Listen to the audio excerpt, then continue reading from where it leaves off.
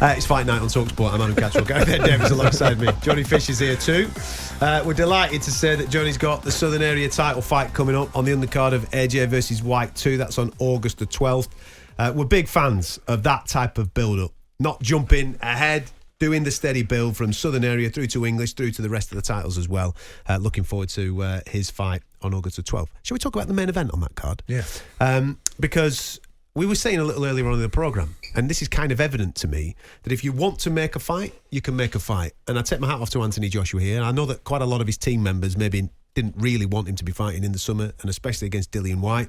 They were maybe holding out for Deontay Wilder in the winter with a £60 million prize pot, but he's pulled rank. He's got rid of a rematch clause. Let's make this fight happen.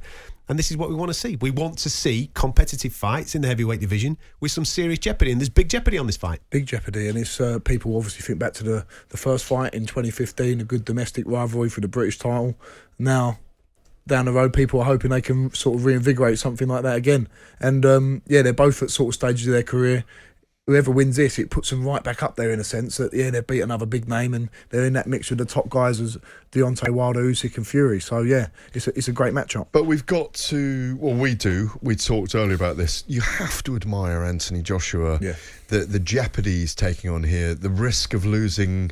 We talked about money in the last section. He's actually, and he has got silk pyjamas at the end of the day, but he's training in prison in Dallas, Texas, not literally. But no, it's a very harsh training camp he's got there. We saw him last Monday. Yeah, he needs it. We've always said that he needed that, though. Absolutely, come away from it. your creature comforts. Exactly. Get out there. Go and do your thing. But he's risking a $60 million fight, according to Eddie Hearn, his promoter, your promoter, risking a $60 million fight if he loses to Dillian Whyte. You've got to admire that, haven't you? Yeah. I admire Anthony Joshua in all aspects of it. He's the one who sort of lit the path for the last 10 years. He's brought boxing to the masses. I remember I was at university and everyone, the first year, no one was really interested in boxing, and then Joshua starts fighting these guys, knocking Povetkin out, beating Joe Parker. Yeah, Klitschko in 2017. He's revolutionised boxing, and hopefully we can see him back at the top of of his game because he's been revolutionary for British boxing. Do you know what that tells me? Because we've just been having a massive discussion about getting paid in the heavyweight division. That tells me that Anthony Joshua's not bothered about the $60 million. Don't get me wrong. In a way, I agree. He wants to fight. I agree. The thing is, this is his team are. I think his team are. To himself, I don't think he is. Yeah, exactly. Because they're all in the gravy train. Everyone is a part of that business. He's a massive business, and he is the business. If he truly believes in himself, which he says he does, this was the perfect fight for him. I know he's beaten White before, but it's still a very tough fight for him. They were different stages, but 7 years ago. I also think there is still good money to be made in this fight, especially as we just said about the pay-per-views. It's at the O2 Arena, so there's only going to be 20,000 people in there. And the amount of contact I've had with people wanting tickets for this who aren't going to be able to go. Exactly. So from my end, there's 4,000, 5,000 people there who are going to buy pay-per-views. If that's a little test for the rest of the population, the pay-per-view on this could be massive. Yeah, I agree.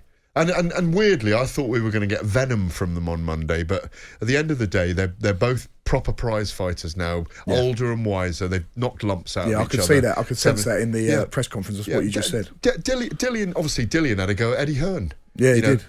Get your tongue off, off your fighters, whatevers. Yeah. Because you're up him, you're not up me, and I like it. Yeah. I like it from Dillian. And I give him a good chance in this fight as well if he can draw Joshua into a toe-to-toe war. Yeah, I see that it is a lot closer. The first fight when they got together, I thought Josh was on a tear. He's going to go through him, and he ended up doing so. But Dillian asked him some questions. I think this is a lot closer, because we don't know where either the guy is at. Really, if we're really honest, we don't know where they're at. They've just had a Jermaine Franklin yardstick, I suppose. They were both quite similar in that fight. They both squeaked. I thought Joshua was better in his Jermaine Franklin than Dillian Whyte was in his Jermaine Franklin fight. It's an interesting knock. But neither set the world on fire. No, they didn't. Fight, so it does leave a little bit to question. Neither could finish him. So what we've got to ask you before you go tonight? What about Usyk and Dubois? Oleksandr Usyk and Daniel Dubois. A lot of people know that Usyk is a brilliant fighter. He's got a great resonance in the UK.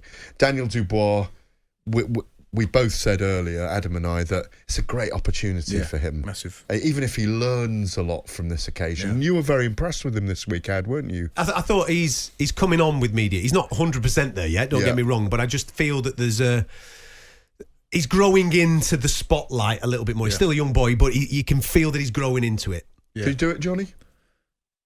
I've seen Joshua talking about this, and he said, yes, of course he can. And I've sparred Daniel Dubois a lot of times. Have you? Okay. He can seriously whack. His jab hits your face. It's like most heavyweights' right hand. So, listen, if Usyk gets hit by...